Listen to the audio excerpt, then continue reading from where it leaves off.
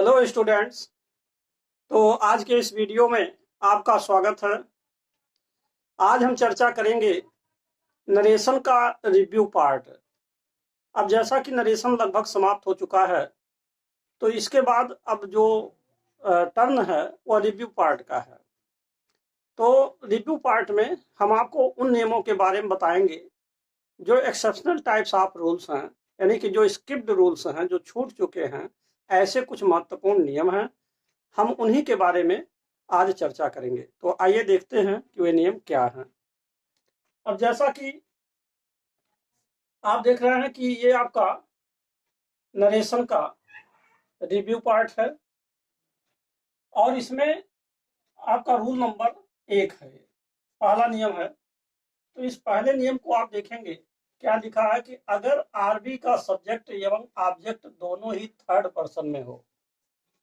कहने का मतलब reporting verb, RB means reporting verb. अगर रिपोर्टिंग वर्ब का सब्जेक्ट और ऑब्जेक्ट दोनों ही थर्ड पर्सन हो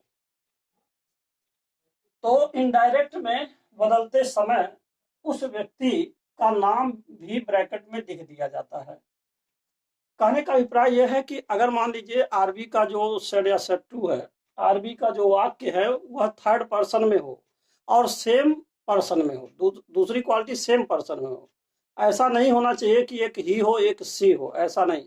अगर मान लीजिए आप एग्जाम्पल को देखिए, पहला उदाहरण, अगर यहाँ ब्रजेश लिखा है तो यहाँ उमेश लिखा है।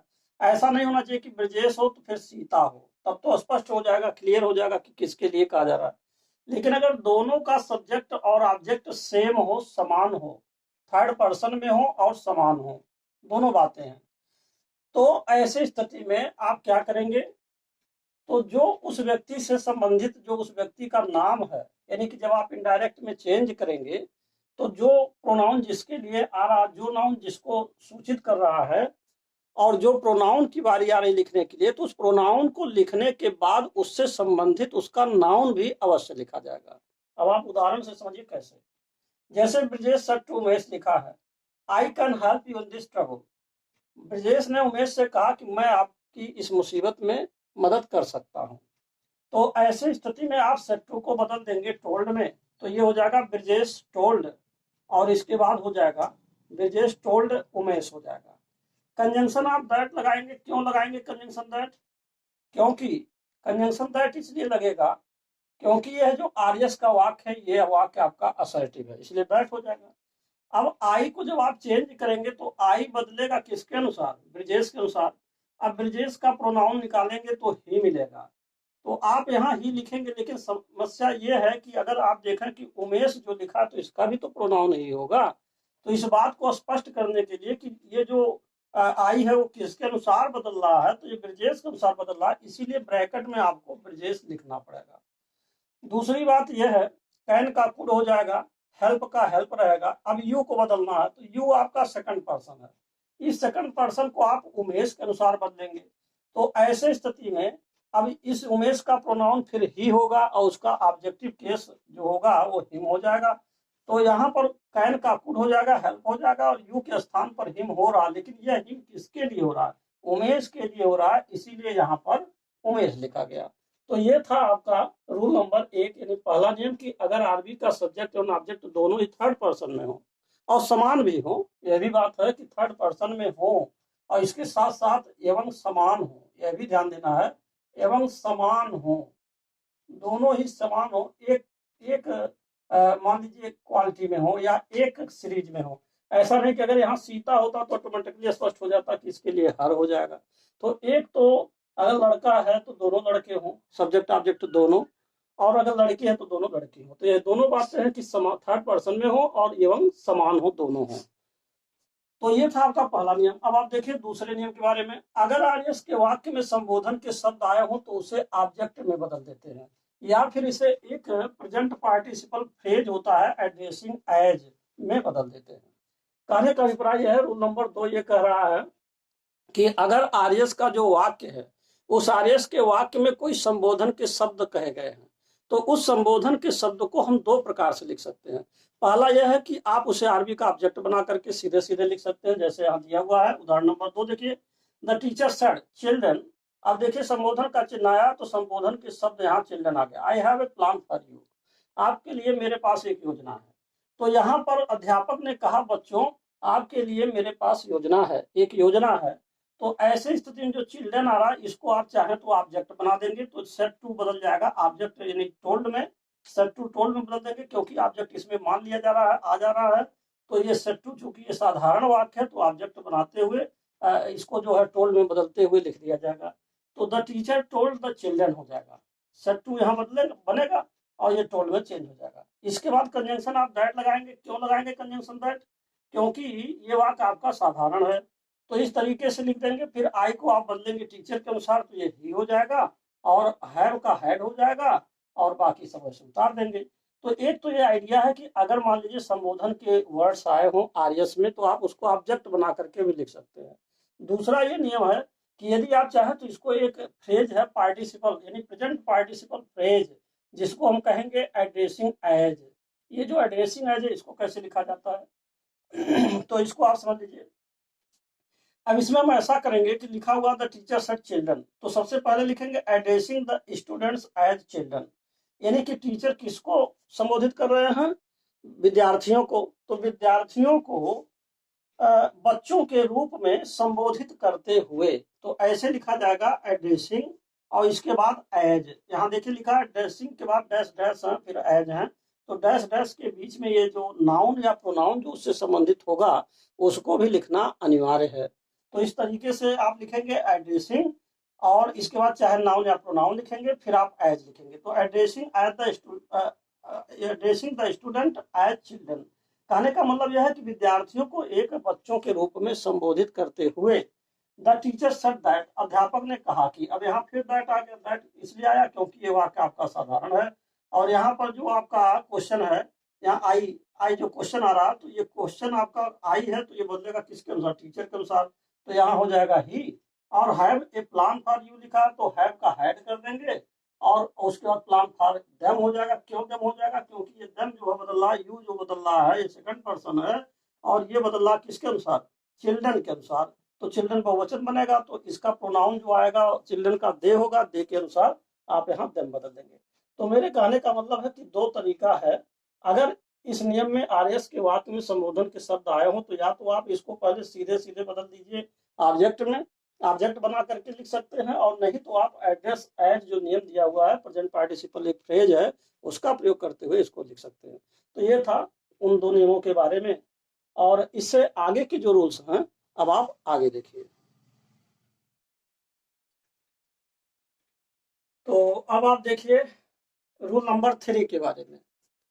तीसरा नियम, अगर आरएस का वाक्य वेल यू सी ईटीसी से शुरू हुआ हो तो इनडायरेक्ट में इन शब्दों को नहीं लिखा जाता है।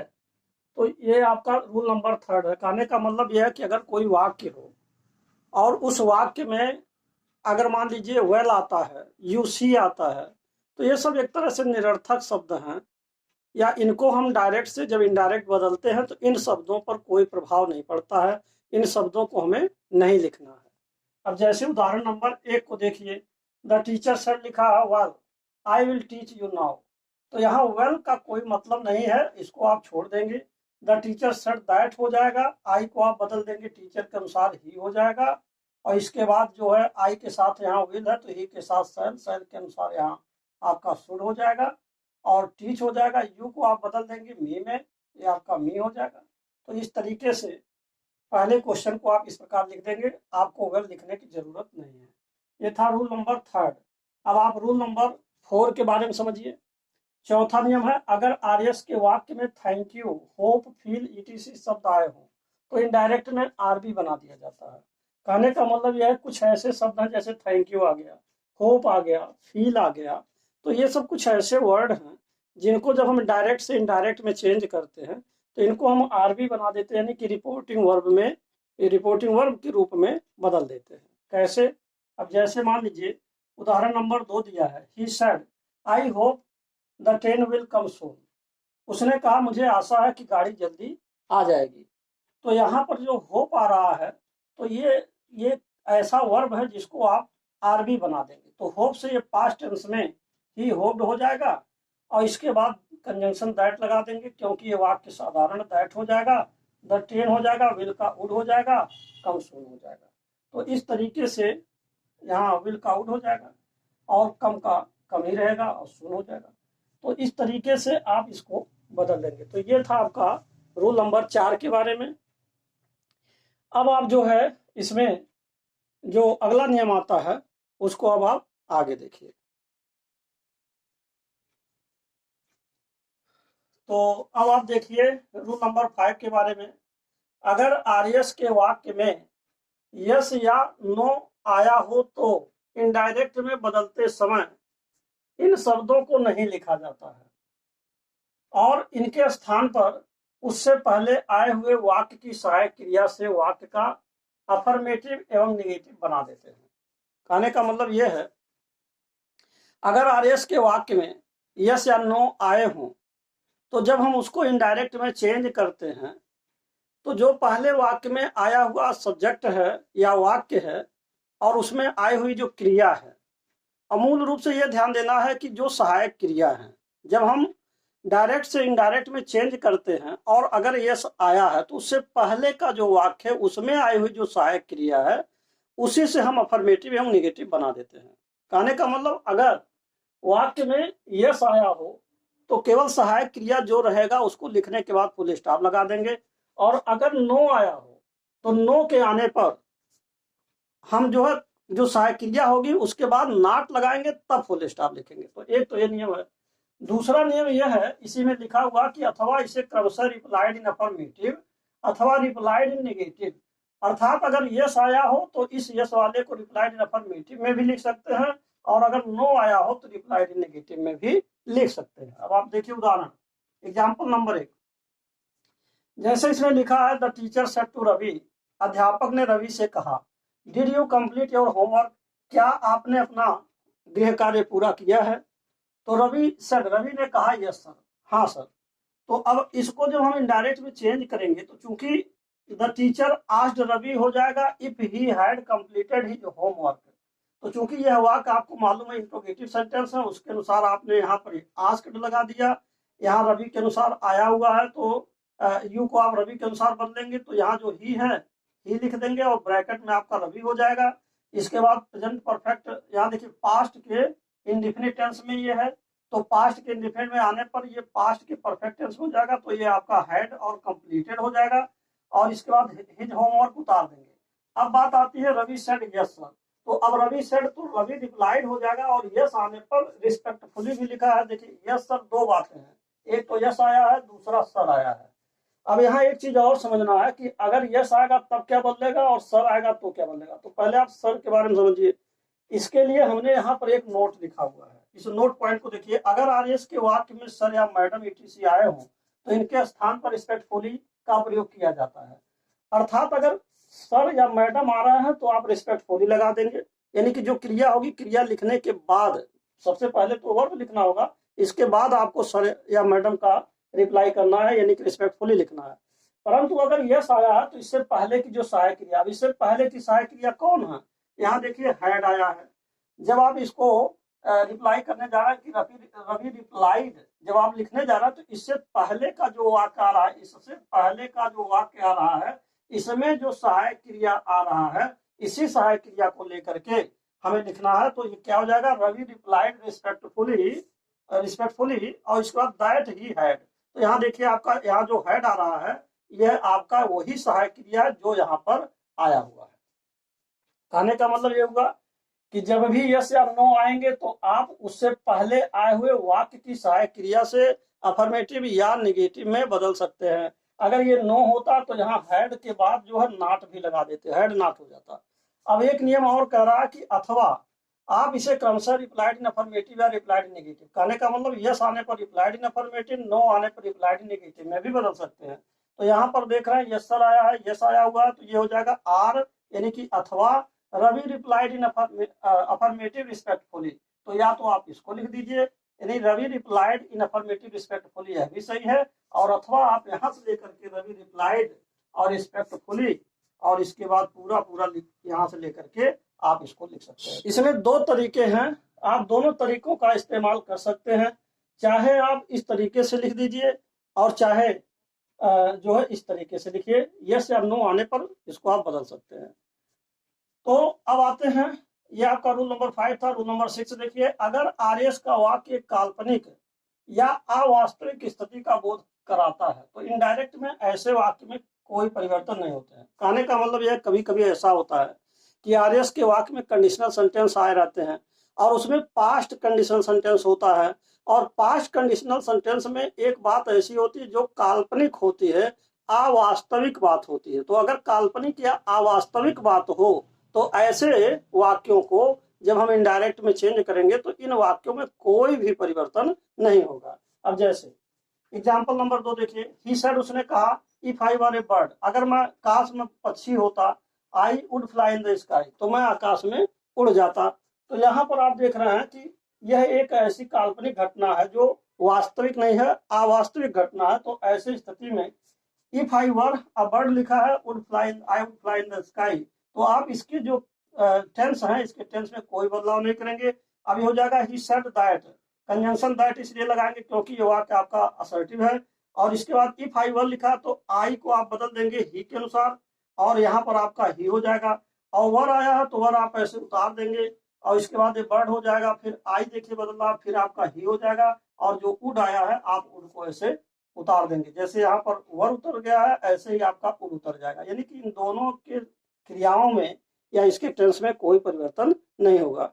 तो कहने का मतलब यह है, पूरा पूरा जो आपका सेंटेंस है इसमें जो कर्ता परिवर्तन होंगे, मान लीजिए सब्जेक्ट चेंजिंग है या वर्ड्स कोई आ गया तो ये तो बदलेगा, लेकिन उसका जो मूल टेंस है उसमें परिवर्तन नहीं करेंगे। तो इस तरीके से आपका ये 2 नियम था और इससे संबंधित एक एग्जाम्पल था, और मुझे आशा है कि आपको ये नियम और एग्जाम्पल समझ में आ गया होगा। तो इस प्रकार अब ये जो नरेशन का रिव्यू पार्ट है अब यहीं पर समाप्त होता है। और अंत में मैं आपसे यही कहूंगा कि यदि आप मेरे चैनल पर पहली बार हैं तो कृपया मेरे चैनल को सब्सक्राइब अवश्य कर दें, साथ ही साथ बेल आइकन भी प्रेस कर दें, जिससे कि जो भी नए नए वीडियोज मैं बना रहा हूं उसका नोटिफिकेशन आप तक पहले पहुंच सके और आप उसका समुचित लाभ भी उठा सकें। And finally, thanks for watching this video.